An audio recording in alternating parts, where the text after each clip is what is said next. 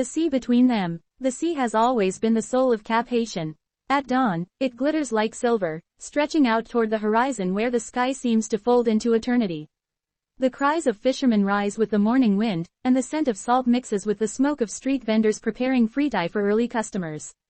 The city wakes slowly, like a song beginning with soft notes, until the marketplace swells into its chorus of voices, footsteps, and bargains.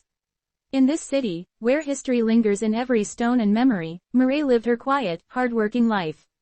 She was 22 years old, her hair tied neatly each morning, her hands calloused from lifting baskets of fruit and bracelets she sold at her small stand. Though she had little, her smile was bright, and her eyes carried the weight of someone older than her years. She had become the head of her family after her father's passing and her mother's illness.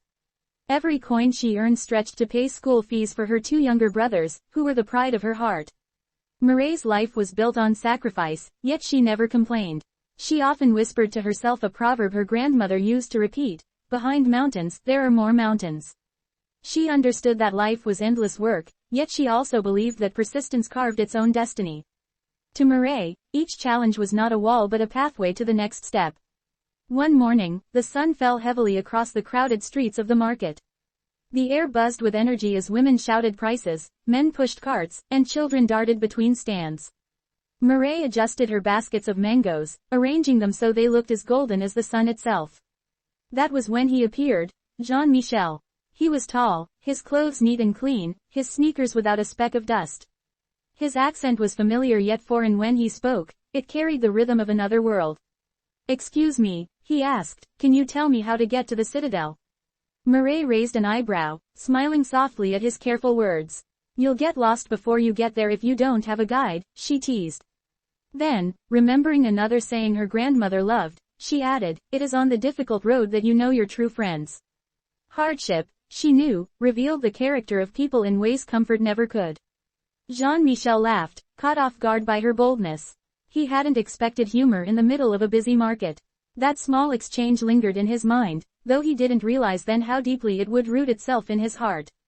The next day, he returned, pretending to shop. He bought mangoes he didn't need, bracelets he would never wear. Mireille noticed but said nothing, only watching him with curious eyes. By the third day, she understood. He wasn't there for fruit. He was there for her. They began to talk, first about simple things, directions, weather, the cost of living. But soon, their conversations deepened. Mireille told him about her family, her daily struggles, her determination to build a better future. Jean-Michel shared pieces of his life in New York, a world of tall buildings and cold winters, of long hours in an office where he earned more money than he needed but carried an emptiness he couldn't explain. He confessed that he felt caught between two lives. In America, he was Haitian, marked by his name, his skin, his parents' accents. In Haiti, he was diaspora, set apart by his clothes, his English, and his access to wealth. "I don't belong fully anywhere," he admitted one evening. Mireille looked at him steadily and said, "Then maybe you belong in both." Sometimes the sea has two tides, but it is still one ocean.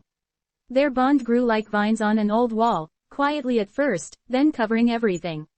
Jean-Michel began helping Mireille carry her baskets, surprising her with how easily he moved among her world. He sat with her siblings in their modest home, laughing as they teased him about his accent. Mireille showed him how to eat griot with his hands, and he brought her a small box of chocolates, the kind he could buy anywhere in New York but felt priceless here, in her presence. But no love story blooms without shadows. Neighbors whispered when they saw Mireille with him. "He will leave," they said. "A man like that never stays." Mireille's closest friend warned her not to dream too high. "Men from abroad don't look back once they return," she cautioned. Her words echoed another proverb. "What you do not know is bigger than you." In other words, no matter how much you think you can predict life, the unknown is always larger. Mireille could only nod, though her heart resisted the warning. Jean-Michel's own family was no kinder. His mother called from New York, her voice sharp with worry. "You cannot build a life with a market girl," she said. "Think of your future, think of the sacrifices we made." Her words weighed on him, reopening the divide between who he was and who he wanted to be. He remembered another saying from his father. "A bird builds its nest with whatever feathers it finds." It reminded him that love was not about status, but about using what life gave you to build something lasting. There were nights Mireille lay awake, wondering if the whispers were true. She looked at her siblings sleeping peacefully and wondered if she was risking too much. One evening, she turned to Jean-Michel and said softly, "I don't need saving. I don't need promises you cannot keep." Her voice trembled, though she tried to sound firm. Jean-Michel was silent for a long time. The sound of waves crashing filled the space between them. Finally, he said, "I don't want to save you. I want to walk with you." Still, doubts lingered. Their bond was tested by silence, by distance, by fear of disappointment. Jean-Michel thought of returning to New York early, of letting the sea widen again between them. Mireille thought of closing her heart to avoid pain. Yet something deeper kept pulling them back, something as old as the city itself. As an elder in Mireille's neighborhood once told her, the night is never too long to bring the morning. Darkness, however endless it feels, always ends in light. One afternoon, Jean-Michel asked Mireille to walk with him along the shore. The sun was setting, painting the sky in shades of fire and gold. They stood where the waves touched the sand, neither speaking at first. Then Jean-Michel turned to her. "My family thinks I am foolish," he admitted. "They say I am wasting time. But I have never felt more myself than here, with you. In your small house, eating rice and beans with your brothers, I feel more at home than I ever did in America." Mireille's eyes filled with tears she did not let fall.